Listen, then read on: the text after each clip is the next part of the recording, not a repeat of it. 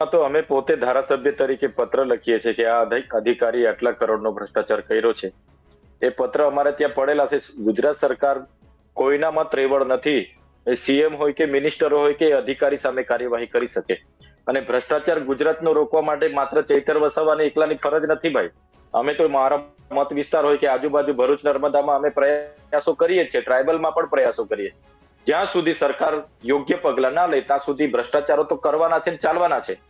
ફરક એટલો છે કે ભૂતકાળમાં કદાચ કોંગ્રેસના શાસનમાં ભ્રષ્ટાચારો થતા હશે, પણ ભાજપના સમયમાં કેવા ભ્રષ્ટાચારો થાય છે તમે વિચાર કરો ને. નકલી કોલેજો પકડાય, નકલી ભૂતિયા શિક્ષકો પકડાય, નકલી બ્રિજો પકડાય, કાગળ પર આખા જંગલો રોપાઈ જાય, ઝાડવા રોપાઈ જાય, માવજત થઈ જાય અને પૈસા ઉપડી જાય, કાગળો પર તળાવ બની જાય, ચેકડેમ બની જાય, મનરેગામાં કરોડો રૂપિયાના મટીરિયલ નાખવાના બોગસ બિલો બની જાય. નકલીની ભરમાળા ચાલે છે આજે.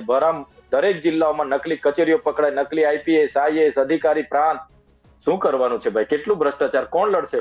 તો આ ભરતી કૌભાંડો હોય કે બધા કૌભાંડોમાં સરકારના લાગતા વળગતા લોકો એમાં ઇન્વોલ્વ છે. એટલા માટે જ આ ભ્રષ્ટાચારને પ્રોત્સાહન મળે છે.